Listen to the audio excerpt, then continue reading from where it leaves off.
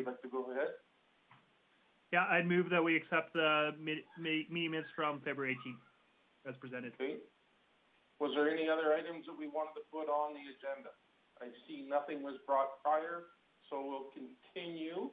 We're going to have a delegation here, and we have Amy Needham from the Parks Department. And I see that we have somebody here. Hannah, are you looking after that? Hi, we're from Bear Creek Funeral Home just to talk about the cemetery, some of our comments towards the regulations. Okay. Is Amy here from Parks? I'm here. Okay, I got you written down in the agenda, so you go first. Well, I was contacted by Legislative Services to review a number of bylaws, and from there it went out to people that are in on this call, like Christine Donnelly and Ross Gear. So it expanded beyond just the parks involvement. So I'm wondering if Ross shouldn't lead off because he was looking at the consolidation of one of the bylaws, and that might be a good place to start. That works for me if Ross is here. Yes, good afternoon, everyone. I am here. A couple of weeks ago, Kelly Kokesh asked me to look at a couple of the bylaws. They were looking to amalgamate a couple of the bylaws, one being the Parks and Recreation bylaw, look at amalgamating it into the use of public lands bylaw. When I got into it, I don't think that was a good idea to amalgamate the two. I think they really need to, each one has to stand on its own. But what I did do is I went ahead and actually, because the Parks and Recreation bylaw is quite old. It's going back 25 years. It was a very good bylaw in its day, but it needed to be rewritten. A lot of the fines, everything was out of date. So I basically rewrote the bylaw from scratch, and then I guess kind of a draft should be attached that you should be able to review. I was advised that you'd have a draft to review. So yes, I mean there's a few offenses that have been added. I tried to add offenses to deal with the homeless population because in a lot of the parklands, called the new law parkland rather than Parks and Recreation, there is a homeless population that can be quite troublesome at times. So I tried to put some teeth and some tools into the bylaw so that we could deal with that population. I looked at the offenses section and brought it up to date, so it's in line with the new Provincial Offences Procedures Act, because as most of you know, about a year and a quarter ago, it was updated, and there's some significant changes in the POPA, and so now bylaws have to reflect those changes, or really they're out of date. So that has been all brought up to date. The parkland, if we're calling it that, if the new parkland bylaw goes into effect, it will be kind of a sister or brother bylaw to the use of public lands bylaw. I think I do believe that they should be separated. That one should stand on its own and the other should stand on its own, because parkland is unique. I mean, it's a unique parcel of land for the city, and it's run a little differently than other public lands. So anyway, I'll let you certainly read the proposed bylaw and all feedback. I added some sections about continuing offense and also severability, which I think needed to be added. In researching the bylaw and drafting it, I reached out to other jurisdictions. I read what they had. I researched Calgary and Edmonton, read what they had for their parklands, and I think we're in line with other municipalities. Ours will be a little unique, of course, tailored for Grande Prairie, but overall, I think it should fit. So anyway, at the end of the day, if council decides that no, that's not the direction they want to go, that they want to amalgamate the two bylaws, since this is all written out, it should be an easy process to do that. The process will become much easier. So you will be able to amalgamate the two, but it would be my suggestion that you don't, that each one stand on its own. The offenses, the fines for the offenses, I tried to be, even though I'm with enforcement, I tried not to be overzealous with that. They have to be reasonable. They have to be something that all citizens could accept, so I tried to make the fines very reasonable. And of course, I would love feedback on that. When it comes to occupying parkland, which is the same as public lands, with camps and whatnot, I made the fines exactly the same. So unless, basically that's what I have to say about it. I won't take up too much more time. If anybody has any questions, I'll try to answer them for you. Okay, thank you, Mr. Greer. Was there any questions for Mr. Greer at this time from the committee? Go ahead, Mayor Gibbon. Yeah, and this isn't actually for Ross, so it's sort of a and I'll preface it by saying I'm a bit tired and hungry and grumpy from sitting on the couch. So just give everybody that. Well, you might as well be honest, right? So I'm a bit lost though with the agenda. We had a bylaw that had a whole bunch of comments, and we have some other bylaws that have things highlighted in them, and we have one bylaw that appears to be a completely new proposed bylaw, and I don't really see any recommendations of, well, here's the deficiencies in this, and here's how this will fix. I just seeing in the agenda, there's a whole bunch of stuff. It was a bit challenging for me to go through and identify if administration has recommendations or what things we're trying to fix specifically. So as we kind of start this work, because we've got lots of other bylaws and policies, is this how it's going to be, that we'll just have things sort of arrive and then have people speak to them? Or, so before we go through the rest of the agenda and these specific items, can somebody just give me a sense of what we were expecting to happen today? Does administration have a recommendation on either of these, that we repeal one and replace it with the other? Does this fix any problems that we have?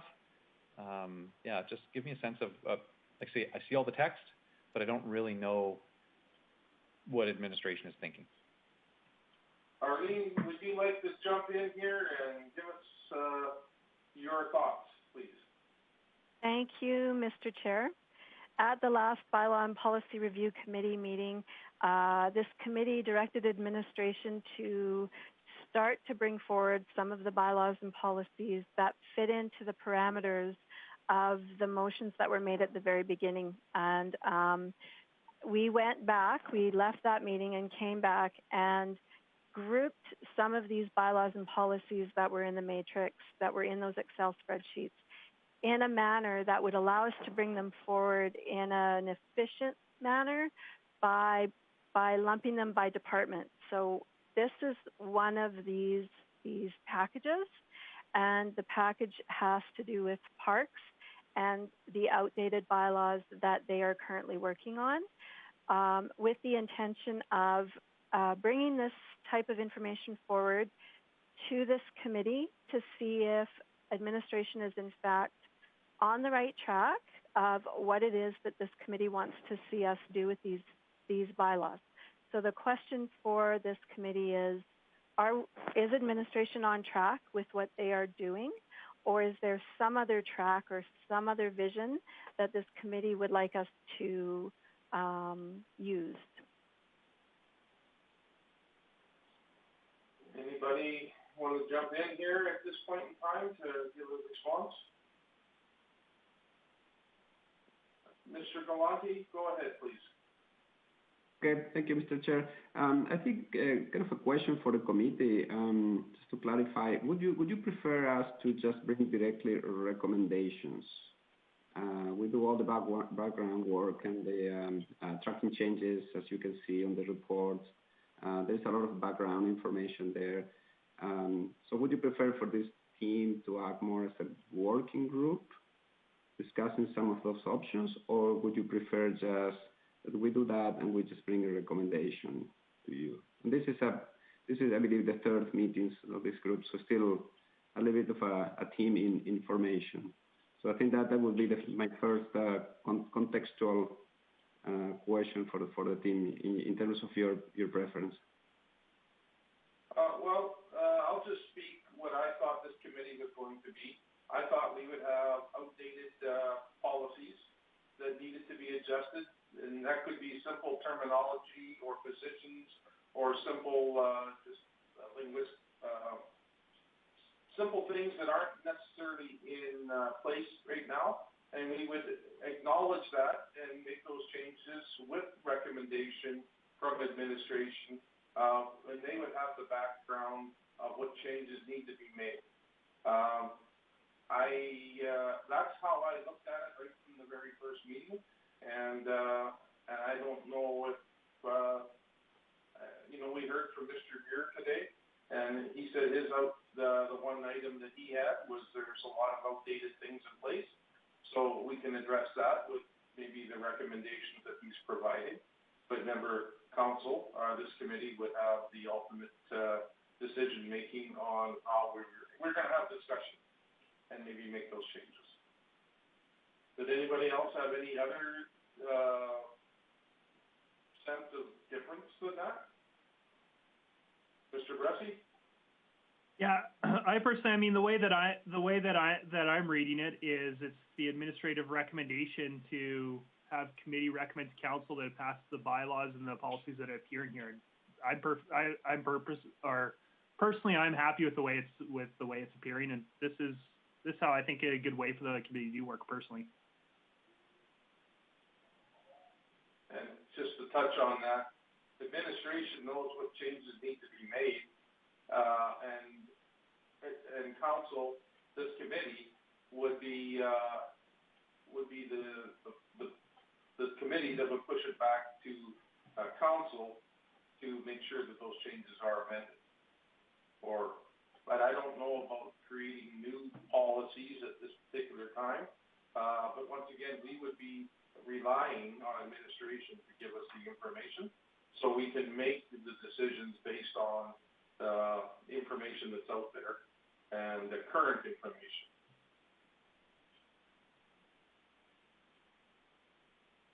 Mayor Gibbon, is that how you sort of see this policy review program?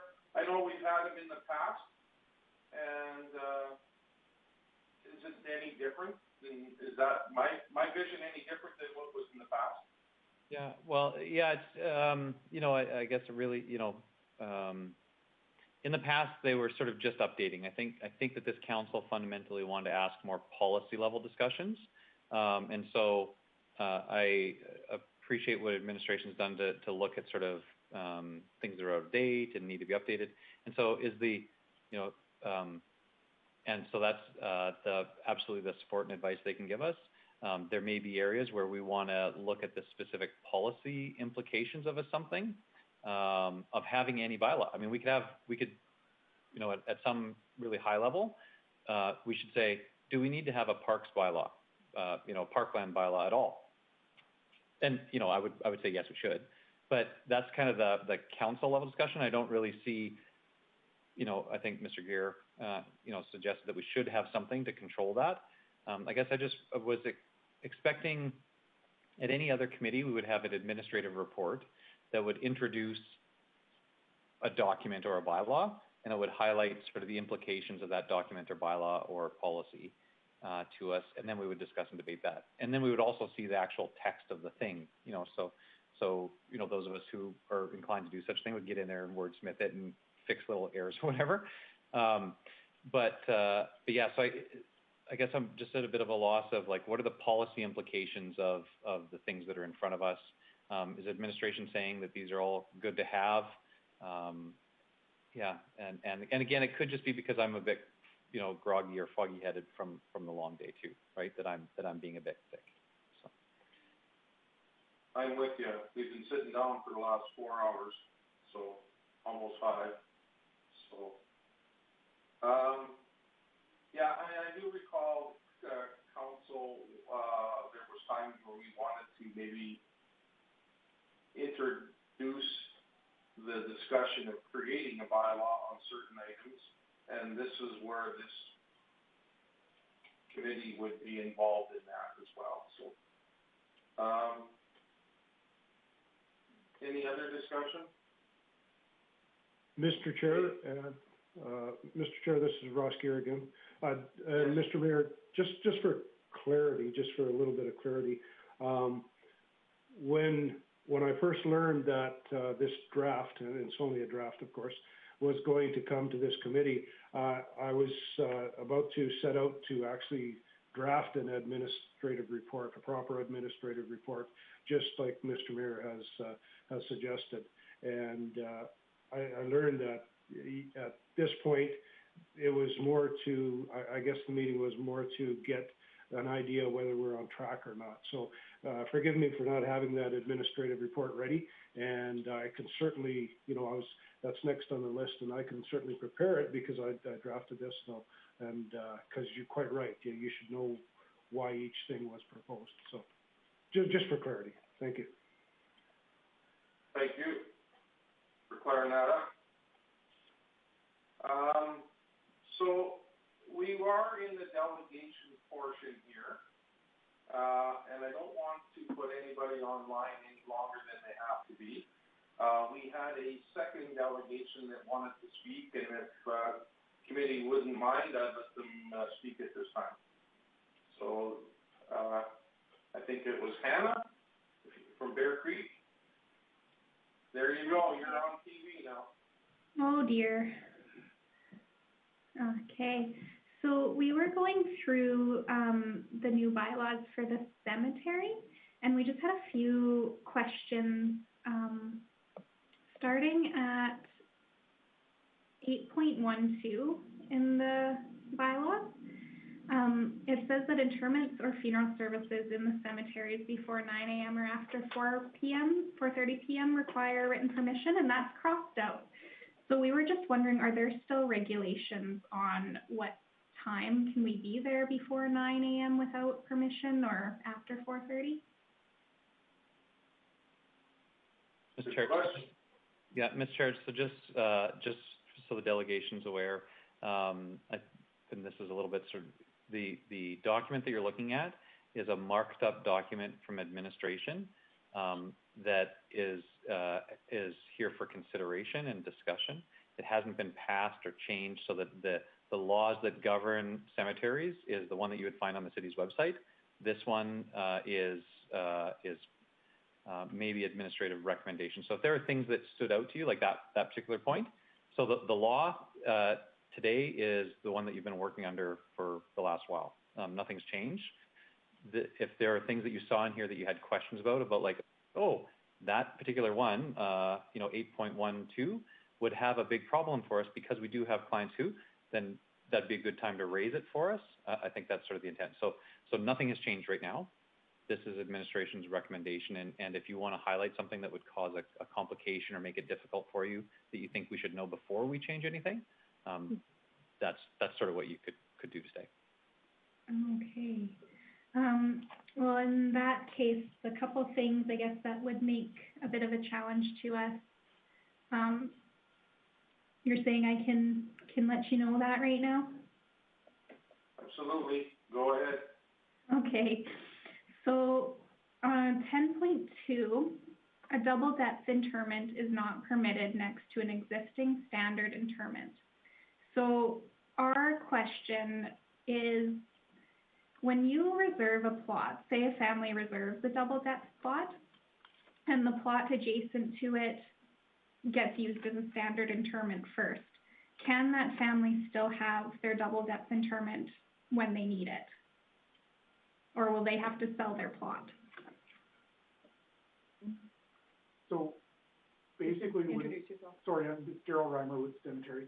Hi, Daryl. Hi. Basically, when we reserve plots, we have taken that into consideration and won't reserve a plot in a certain section if there's already a single depth next to it. And vice versa, if the double depth has been reserved, we'll make sure that the next door ones don't happen, or we don't sell them to cause that problem. So we're mitigating it as we reserve. If there happens to be anything outstanding right now that's out at the cemetery that, would cause us a problem, we would dig no matter what and honor the reservation. Okay. Yes. So the next one is 15.5, about interring without a vault. So we're wondering if the city would consider getting a removable steel sleeve, just to insert after the backhoe has dug, just to prevent any structural issues and allow for the vault. In our recent experience, lowering the casket has been very important to the family, and we have been not able to do that more times than we have been. And we recently had a family that was incredibly upset with us because the city didn't allow us to lower and didn't get the vault top put on, and I know that's kind of been sorted out with Daryl.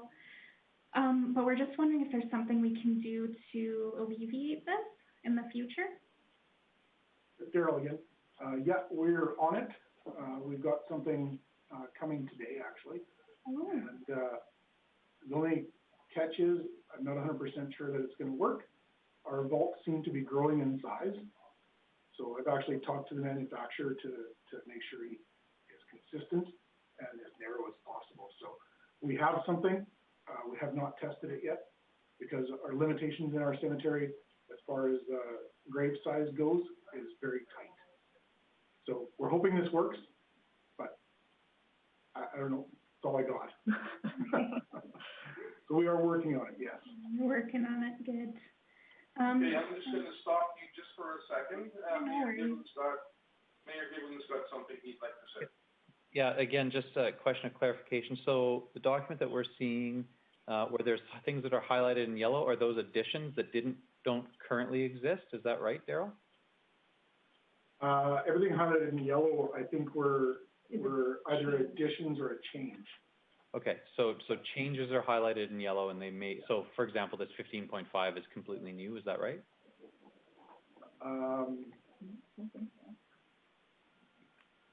It is actually new, yes. Okay, so yeah, just wanted to and I think it still needs to be there, because unfortunately when we're digging, sometimes things just don't work out. Things collapse. I mean, I've had graves that have collapsed 3 graves wide. And there's just no way sometimes to make it all work perfectly.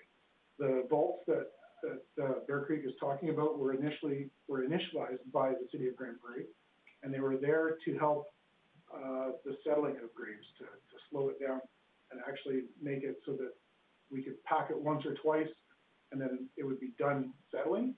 Whereas if you just have a casket in a grave or a rough box, that stuff deteriorates and eventually collapses, and we've seen collapses 20 years old, and then we've got to go back and constantly landscape. So the vaults were initially here to help us with landscaping, not to save a casket from dirt or being crushed. Does that make sense? That makes sense. Thank you very much for the explanation. If Bear Creek would like to continue. I just have one more, and it's probably just a question for Daryl. So, just gotta find it here. So 17.3, it hasn't been changed or anything, but we just had a comment about it, is that 2 interments will be permitted in each lot in the field of honor, in which one of the interments is a veteran. So we were under the impression that this had been lifted and that 6 urns could be interred in a standard field of honor plot. Daryl here. Nope, we've never changed that. With the veterans, we've only allowed the spouse to be interred with him, and that's it. Okay. Okay. Fair enough. And that's, by the way, that's in conjunction with Veterans Affairs. Okay. I think that's all we have. Thank you very much. Thank you. Thank you very much for the clarification, Daryl, and ladies from the Bear Creek Funeral Home, thank you for your input. I don't think there was any other delegations that are here, So we'll move on to the discussion items. And we'll start off with 3.1 Bylaw C 834 Parks and Recreation Areas Bylaw. And I was wondering if Arlene, you could lead us into this, please.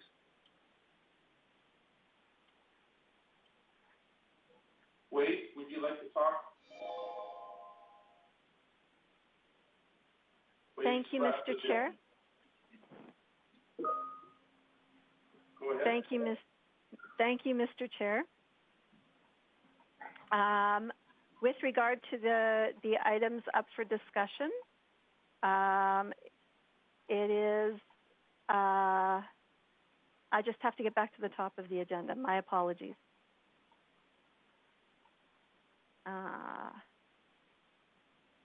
There we go. So the Parks and Recreation Areas Bylaw, Bylaw C-834, is an old bylaw. And Amy, if you're on the call, you can speak better to the contents of this bylaw. This is the one I believe that Mr. Gear was speaking to, and the proposal that came when we had our discussion was that it is actually so old and so out of date that it would be better. There's just been other bylaws that have been created in the meantime that cover the same things. We're trying to avoid duplication between bylaws. And so the proposal is to create the Parkland bylaw that he walked everyone through, and combine the portions of the Parks and Recreation Areas bylaw into the Use of Public Lands bylaw that can go there. So between the two, we'll have a new Parkland bylaw that will cover the park-specific items, and the rest can be consolidated into the Use of Public Lands bylaw. Okay. Thank you. Mayor Gibbon, I know you spoke earlier about this is a very complex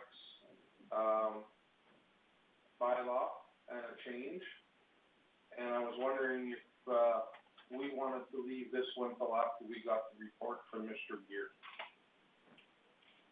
and bring this back to the next meeting. Is that something that you would like to see? So yeah, I don't know how the other committee members felt about it. Like, you know, I don't know if Councilor Bressie, you know, had come intending to kind of go through it line by line. But yeah, so yeah, I'm just at a bit of a loss today. Well, I'm with you on that one as well. Mr. Bressie, how do you feel on this? Yeah, I mean, I've got a few specific things I was going to throw out that I thought, hey, we might consider changing these, and I was going to suggest we have conversation and we ask administration to bring this. If you guys want a staff report or you want more context, bring it back to this committee in the future, or else if there are changes we'd like to see, to bring it back to either this committee or a community living. But I'm prepared to talk about it, but I'm also prepared to table it if you guys want to push it back to the next meeting. Arlene? City Clerk? Thank you, Mr. Chair. So at the last Bylaw and Policy Review Committee meeting, the motion that was made was to direct administration to bring 3 to 5 bylaws or policies from the priorities list to the next meeting, highlighting areas of potential interest to the committee. So at this point, we've brought bylaws and policies forward, highlighting areas of potential interest. I would recommend that the committee direct administration now to do, what do you want us to do with this? Mr. Bressie? Yeah, and kind of the intention of motions I was thinking I'd make in this meeting, if people didn't beat me to it, or motions that supportive other people made them, was for items 3.2 to 3.5. I think that the changes to the policies there, I'm very comfortable with as is. And I was going to suggest a motion of committee recommend council approve these changes. 3.1 is a little bit different for me because I think there's some changes that I'd personally like to see in there. And so that I'm not ready to send to council, but the other 4 things personally I'm ready to kick to council myself.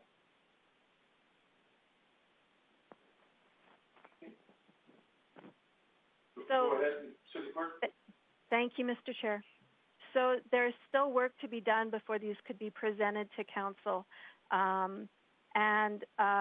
I would recommend that this committee direct administration to complete the work or prepare the appropriate changes as approved by this committee to be presented to council.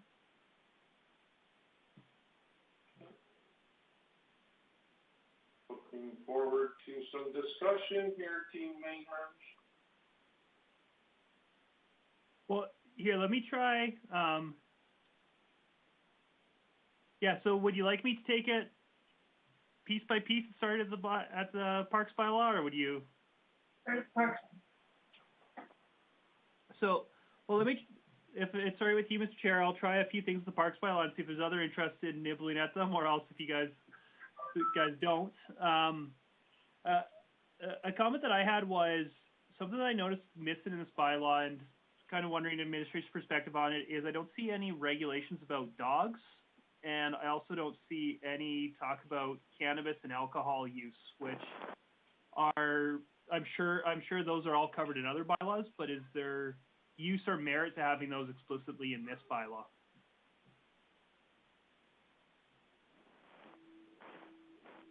Ms. Karaszewski? With respect to that question, I would defer to either Amy or Ross. Is Mr. Gear still on the call? Yes, I am. I just had my mic muted. Mr. Chair, the reason they were dogs and cannabis were left out is because they are clearly covered by other bylaws. We have the smoking bylaw that covers the use of cannabis, and where it can be used, where it cannot be used. I didn't think we needed duplication. And as for dogs, it would certainly be a small matter to put that in, but I don't believe, I believe our responsible pet ownership bylaw does cover it quite fully. So I didn't think anything else needed to be added. Thank you. So if I may, Mr. Chair, I wonder if there's any use in just thinking of a member of the public coming and reading this bylaw for the first time. I get those are covered in other bylaws. We maybe don't want to go into details, but is there any use of putting into this bylaw? So if somebody's just reading, hey, I wonder what I could do in parks, putting a reference to those two other bylaws, so they know, hey, this doesn't actually cover everything I can do in parks. I should be going and looking at another bylaw.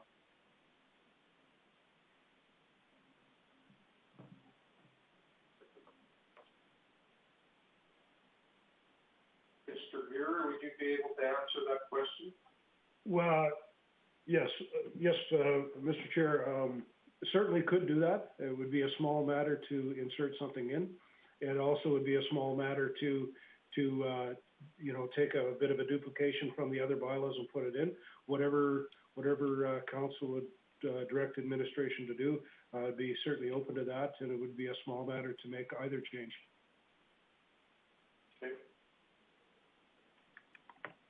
Thank you very much. All right, so do you want to continue, Mr. Bressie? Sure. I think the other two, if depending on where the motions go, whether we need to make motions for amendments or whether administration is just going to be going and doing some other extra work on these. But two other things I'd encourage to look at is 8E in it. It says a prohibition to throw or cast any stones, balls, snow or ice, projectiles, or other dangerous objects unless it is part of a sport or recreation specifically permitted in parkland. And I just wonder if that prohibits things we don't mean to prohibit. So, for example, I don't see anywhere in here that it says you can throw a frisbee unless you're on a disc golf course. So somebody in Musk CP Park, would that mean that they are technically not allowed to throw a frisbee when they're at the splash park? Mr. Greer?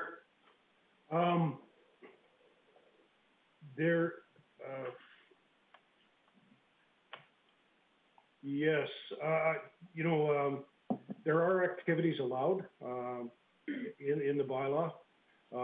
However, that particular clause was brought over from the nuisance bylaw, the noise and nuisance bylaw, and I thought it was, would be important to have it in the parkland bylaw, just have some idea about, you know, what you can do and cannot do. I could certainly work on that, but I think, I'd have to find it here, So it was 8E. yeah. Yes. Now, I've added, on my draft, I'm sorry, sir, on my draft, I've actually added a couple more clauses. Like I say, the first one was just an initial draft that I had. And now I have in 7, it said, notwithstanding any provision of this bylaw, a person may carry out any activity on parkland otherwise regulated, restricted or prohibited by the bylaw. And then it says, you know, based on the director or, you know, the director of parks and recreations, or parkland rather, that activities can be carried out unless they are strictly prohibited or mentioned in the bylaw. So yes, those sort of things would be allowed to happen. There wouldn't be any restriction against it. Great. Then the last thing that I don't know if changes are needed or not, but it might be worth you thinking through is just in the list of the prohibited actions. There's all these prohibited actions, and then there's Section 19 that gives exemption to the City of Grande Prairie employees acting in the course of their duties or employment. I know that there's a few non-city groups that use and care for sections of our parks. So I'm involved with the disc golf club, but there's also the mountain biking club. Sometimes it's sanctioned, sometimes not, but occasionally it's sanctioned in the work they're doing. There's Nighthawk in the areas in South Bear that it uses, and just something to think through is whether or not it's worth putting an exception for groups that are working under an agreement with the city to maintain facilities that they're allowed to maintain. Certainly, I can make sure that that's covered. I think in the new draft that is covered, because basically any activity is allowed under, you know, council can permit it, or the director can permit it, or you know, the manager of parks can permit these things. All they have to do is either get permission in some form, either written permission or verbal permission from the director. Yeah, and I just hate for it to be, I guess it depends on how it gets interpreted, but I'd hate for them to start feeling like they're having to get permission for every single tree branch they cut if they've got permission to generally maintain a course. Where just something for you guys to think through as you're taking a look at this. I don't know if it is how broad it is or how it would get interpreted. Absolutely. I'll certainly look at it and see if I can maybe draft a clause that would be inclusive.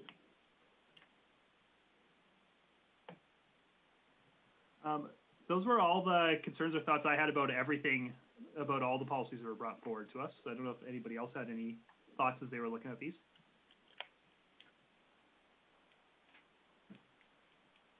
Yeah, Ross, it's Bill here. So can you just sort of speak to the approach? You know, there's some pretty significant increases in the fines, which is not unreasonable to sort of make them more current.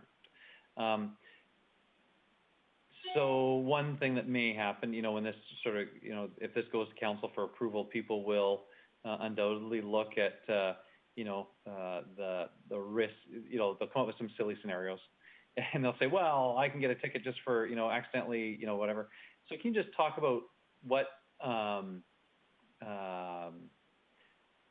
authority a officer for the city has to sort of vary this? Like, are you, you know, is it that typically you look for compliance first? These are here in case we need to do something.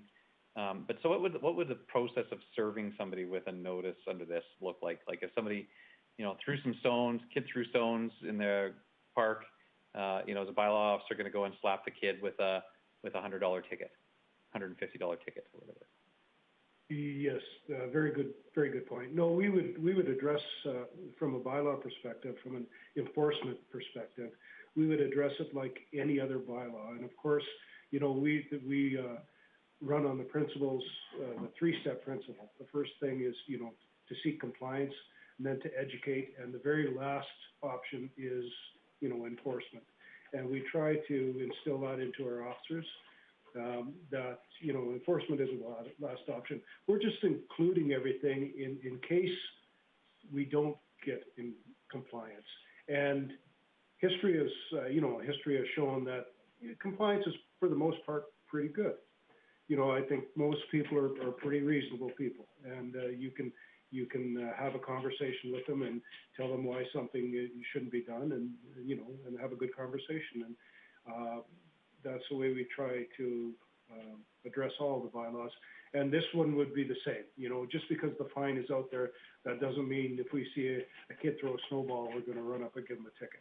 What we're going to say is, have that conversation with the kid and say, young person, this could be dangerous, and this is why it could be dangerous, and we're asking you not to do that. So, right on track there, I think, sir. And what ability is there under this bylaw for somebody, so somebody takes issue with a ticket that they receive, and obviously, with your answer, they would only receive it if there was good reason to, but if they did, what would be their recourse?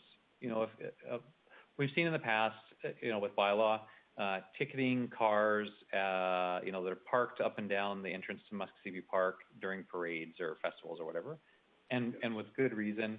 But I guess I just want to know what that outlet is if somebody wants to complain. Is there an outlet for people that want to raise a concern about if they're issued a fine?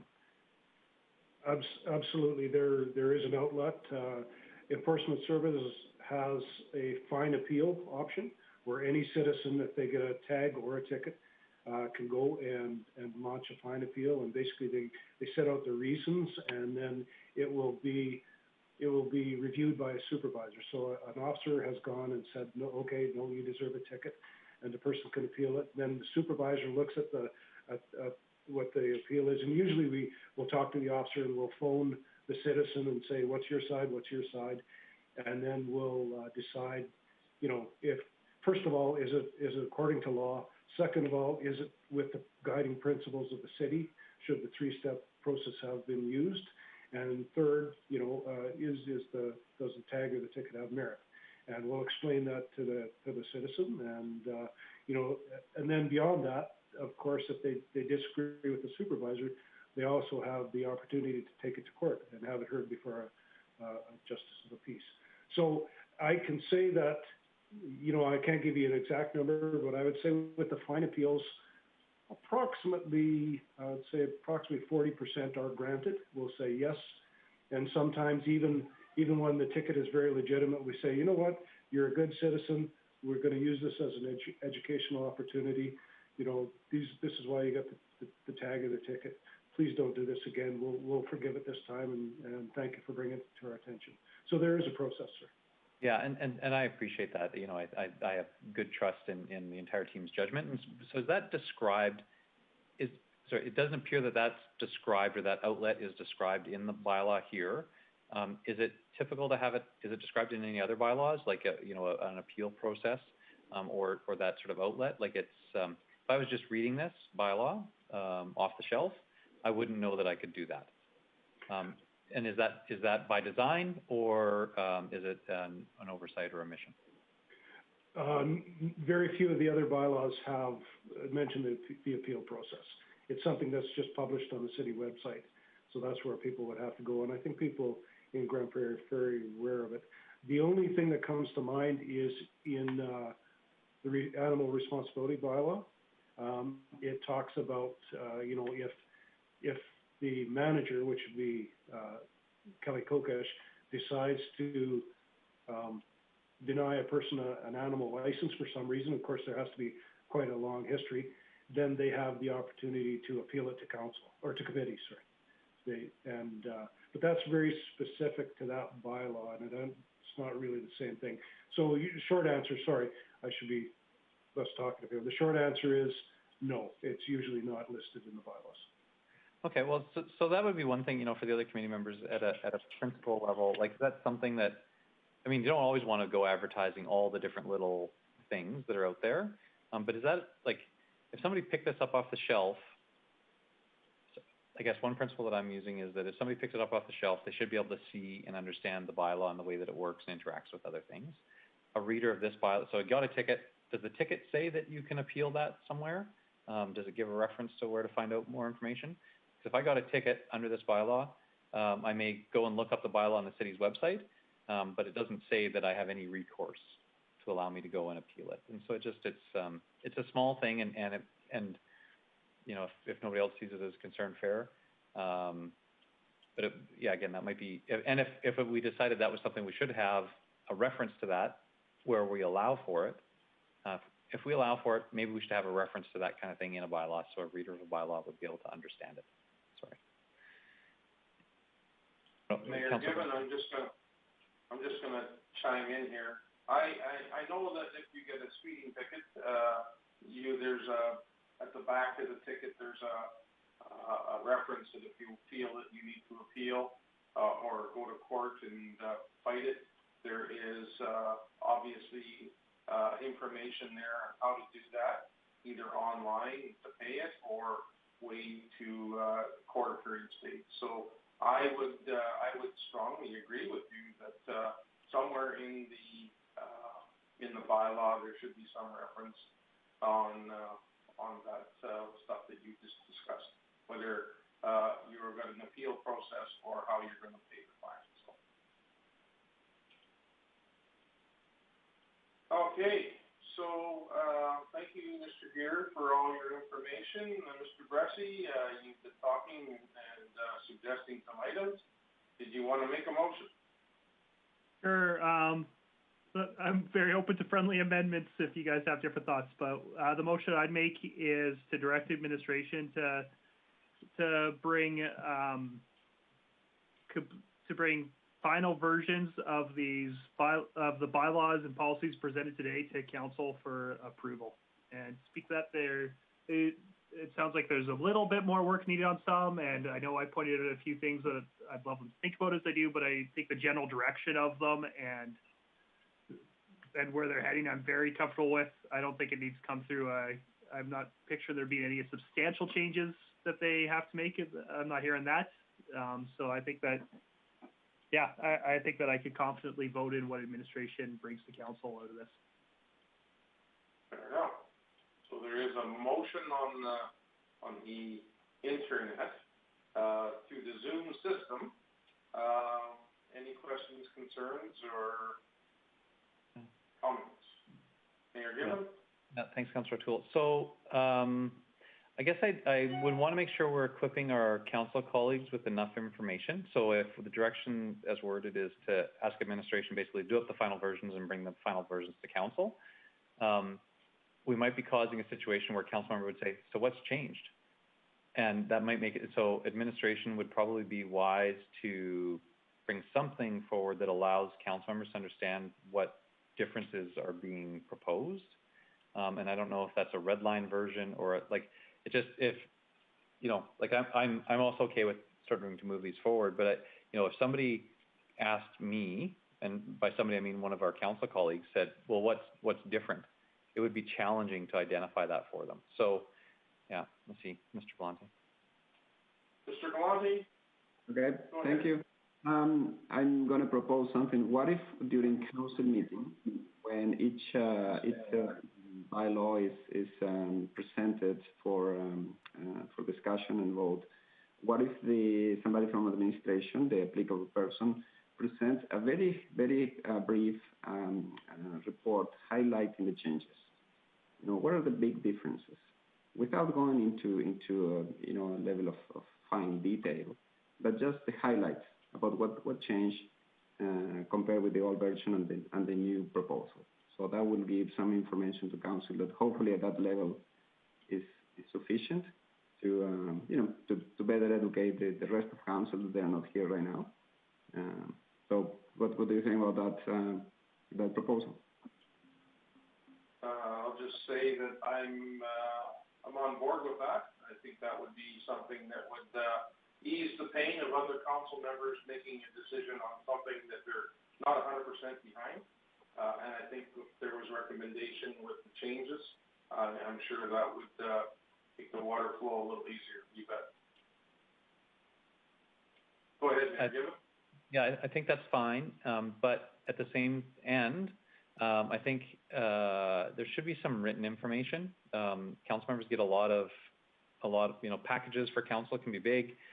looking at these bylaws, you know, so if it can't just be verbal, because for us to expect somebody to make a decision based on, a verbal presentation, without being able to see things in context is a bit unfair. AUMA does a really good job, and I'll see if I can find for Arlene and the team, an AUMA package where they do a regular bylaw and policy sort of review, and they will do how they assemble those packages is good. They show a red line version of the old one where they cross out everything along with the new one.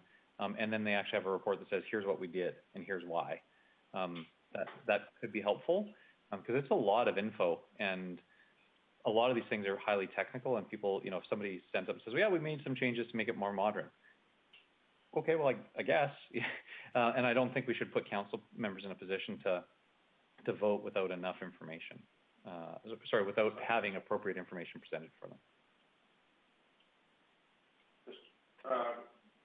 City Clerk? Thank you, Mr. Chair. And thank you, Mayor Given, for providing that information. I look forward to looking at that. We do, on our City Council agenda, have a standing item called reports.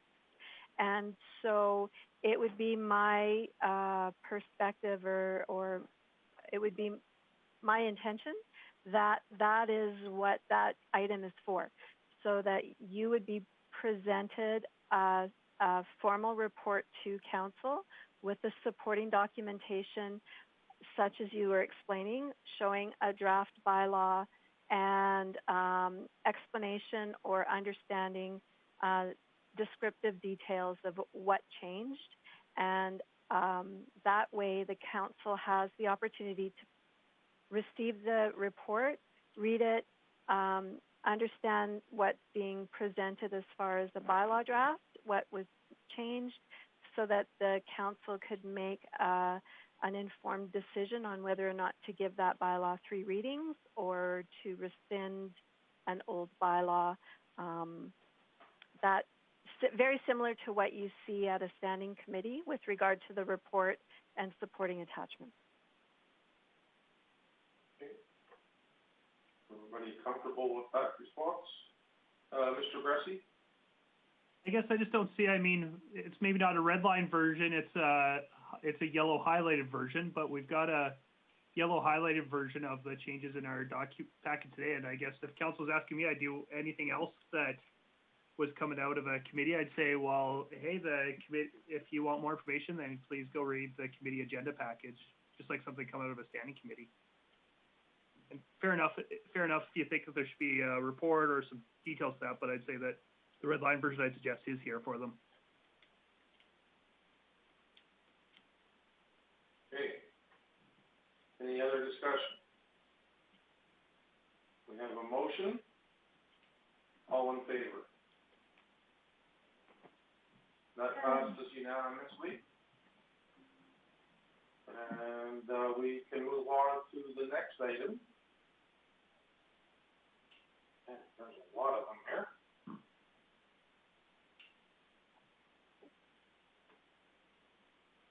Give me a second here, folks. And that would be the Boulevard Bylaw C-504. Sorry, Mr.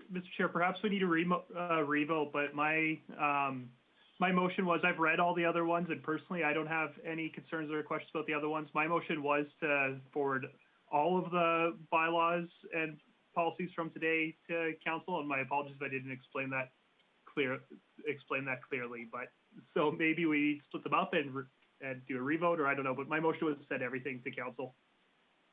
Okay. Can we call that again and cancel that? Because I was under the understanding it was just for the one. So the first motion is or the only motion so far is to accept them all as presented, correct? Mayor Gibbon? Yeah, Mr. Chair, so, yeah, they're all a bit, yes, so Councilor Bressie, just restate your motion, like directing administration to do final versions and then bring them forward? Yeah, to bring them forward to council, and my motion was all the bylaws and policies presented today was what the motion was. Mm-hmm. So, and I'm fine splitting it out, voting one by one if you guys want, but that was my motion. I'm open to amendments or just doing one at a time, but.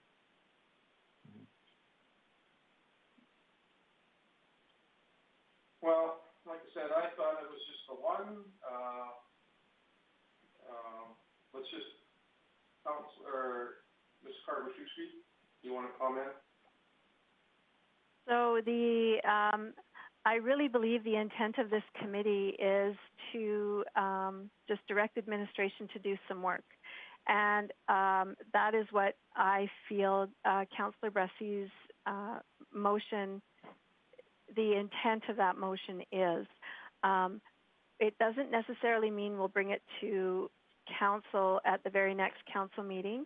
And it allows administration time to take these bylaws and policies back and do some of the work that was discussed today before bringing them back forward to council. The motion to bring them forward to council, maybe the intent is to bring them back to this committee first.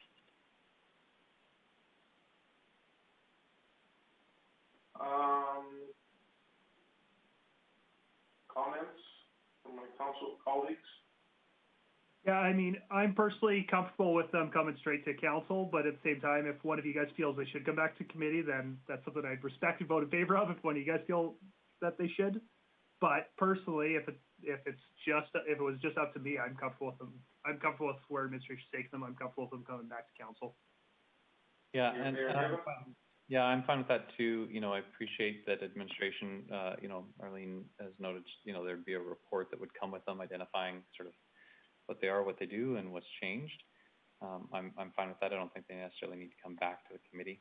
Yeah, so we'll give this tranche, this group of things, a bit of a test run and see how that goes. See how we feel about that, and then on other ones, we'll have a look and see. Like I said, yeah, I would just probably, I'm sure there's important work through all these to modernize and update. It'll be interesting to see whether this actually meets sort of the intent that I think a lot of us had of actually doing something more fundamental. Because right, this first bunch, and it could just be the types of bylaws that they are, but we've really just done wordsmithing and modernizing. And I don't even know as council necessarily why we'd need to be involved in that, other than approving them, you know. But we certainly haven't set any new policy directions on these. We haven't taken any different sort of fundamental approaches to our bylaws. And so it'll be interesting to see how that changes on the different topics. Yeah, or whether we just really do a modernization of the bylaws. You know, there is the one bylaw, I just seen the date was 1974, so that's when Elmer Borsman was the mayor, so it's been a while. Yeah. Mr. Bressy, you had your hand up? Well, and I know in terms of that policy work, yeah, we're not doing substantial policy work today, but I know that a process that I personally went through was when the Parks bylaw came up, I started thinking, well, hey, it doesn't talk about alcohol and cannabis, and all of a sudden we've got new abilities for provincial government to allow alcohol in parks if we want to allow that for picnics and things like that. And that's something that I had never really thought about if that's on my agenda to bring forward before. And actually having this bylaw come before me caused me to actually go back and read the changes that provincial government has made and do some of that policy thinking level work. And even though I didn't bring anything to this committee, because it's not on my agenda to change that right now, it did cause that work. And I think that that's part of what the purpose of these kinds of reviews are, is to whether policy conversations happen every conversation or not, that there's creating that intentional room and discipline to do it, where I'm sure we've all got experiences on nonprofit boards where they bring a few policies every single meeting for review. And my experience is 3/4 of the time, you have a 30-second meeting. If they even get off the consent agenda, it's a 30-second conversation about those policies, and the group just says, yep, approved, and you don't necessarily talk about them, but the group took a look at them, so they have that ability to at least put that policy lens on, is there anything that needs to change here? I think that's a worthwhile exercise, whether it leads to conversation every meeting or not.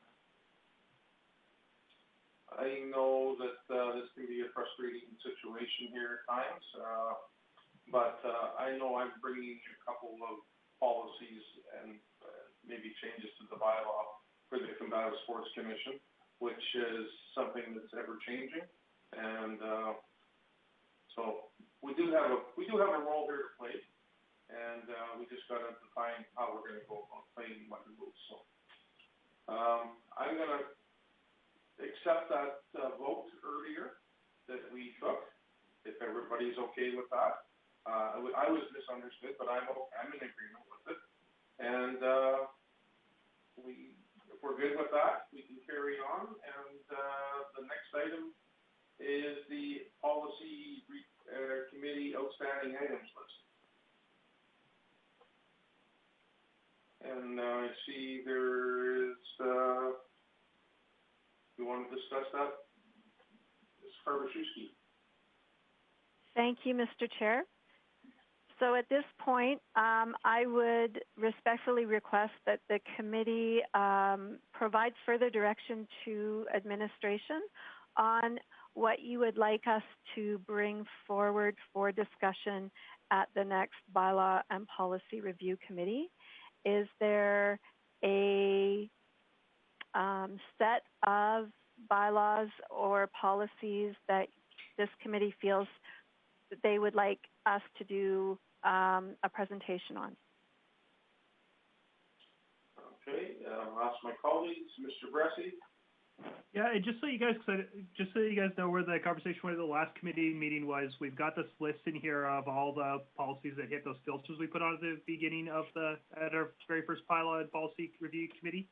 And kind of the direction committee gave last time was bring 3 to 5 policies to this meeting. And I think kind of what we were thinking is seeing how it worked, but continue doing that. And the goal was to by the end of this year, we would have worked through that entire list. But kind of we said informally, Mr. Shea, our goal is to hopefully get through these by this year. Our direction is bring 3 to 5 next meeting, which starts to put us on pace for that. But then our conversation was, but we'll let you guys pick the order so you know what's going on in the organization, which staff are accessible at different times, things like that. So a direction we might have is the exact same motion we made last time, bring 3 to 5 to the next meeting, or maybe there's a different direction we want to go. But just so you guys know, that's where the conversation was last time around process. In my opinion on this is I'm good with that. Administration would know, better which ones are maybe holding us up to do business and the changes that need to be made to put us back into in good standings with the changes that are proposed. So I'm okay with leaving it the way it is right now, personally. I see Mr. Galante's on board here. Do you have any conversation to this? Mr. Galante. Thank you, Mr. Chair. Question if committee wants to mimic other committees in terms of we preparing some formal report following the typical admin report formatting or just this more verbal presentations, looking for some direction on how you want to go, more formal or we keep it this way? Mayor Gibbon? Yeah. So my preference would be more formal. I mean, these bylaws control some pretty important things, and even if they're not sort of important to us every day, like the cemetery bylaw, they're very important to certain sectors of the community. So I think they deserve the same kind of consideration any other piece of city work gets. And it just is hard for me as an elected official to be able to just to see a bunch of bylaws, with a bunch of comments and get a sense of what administration's actually recommending. So I would really appreciate an administrative report that highlights what administration's actually recommending on any of them. Like, for example, on our agenda today, on item 3.1, there was the old bylaw is listed. It doesn't actually sit on the agenda and in the discussion. And there's nothing that says there's an old bylaw. We think that old bylaw is not worth updating and so therefore should be replaced with this new bylaw, you have to interpret that from reading the stuff that's there. And I think we're all capable of it, but it could lead to some confusion. So yes, I would really appreciate administrative reports. And with that, I agree with Mayor Gibbon. I think something that's in your hand that you can read that explains why the proposals are there is good reference. So, and it helps you sift through the bureaucracy. So yes, I would like to see a report as well. Mr. Bresci? Yeah, I think that would be nice. I think also for me though, if they're like today where they're all bylaws that are overseen by one department and they're all kind of similar. I don't know if I'd need a report for all 5 or 6 policies that are coming if they're all similar. I think it would have worked to have just one report for today with a section for each of these policies if that saves some work and some virtual trees. With that, I don't think I need to. I think with you guys hearing that doesn't necessarily have to appear in a motion. So I'll try a motion, and that is that it's the same as last time. Committee direct administration to bring 3 to 5 bylaws policies from the priorities list to the next meeting, highlighting areas of potential interest to the committee. And I'll leave my motion at there, but with this conversation, I suspect that we see a report with that. Open for conversation. Then all in favor? And just a comment, I don't think the reports have to be very intense, just highlighting the changes and the recommendations why those changes were there. And that could be just that they were outdated, or we need to address this new situation that's happening, and we need to make sure that we've got that covered. So Mr. Galante, go ahead. Okay, Mr. Chair. Yeah, we will follow a pretty much similar process we follow for committee, the standing committee system. So you will see the old bylaw, the proposed changes, the highlights, of course. Sometimes we use the yellow highlighting system. Yeah. We'll discuss what would be the best way to show the changes or the proposed changes, and there will be a recommendation from administration to this committee for consideration. So we'll increase the level of formality, I would say, to this team. And as part of the meeting invites, we will be attaching agendas. We'll see a way to publish this because this is a public meeting as well. So we'll be attaching the reports similar as we did with standing committee, I think. So we'll talk about that internally, but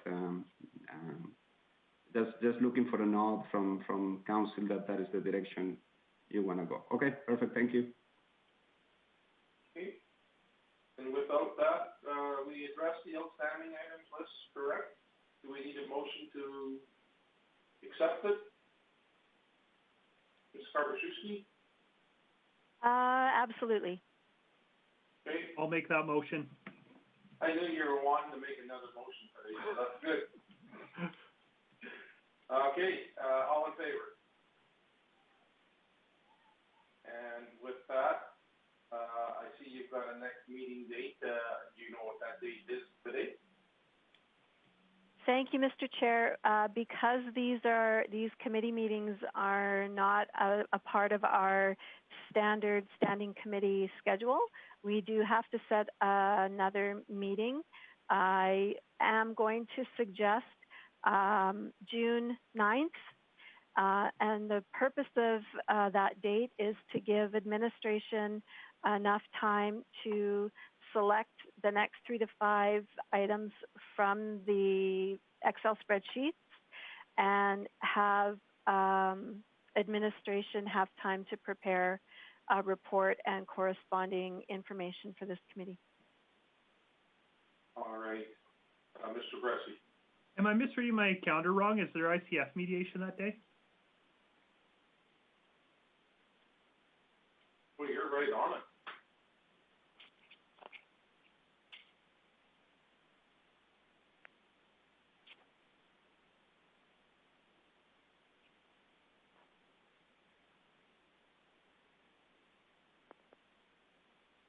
I have trust that administration will give us a good time. I don't know. Yeah, I don't know if we can pick the date right now.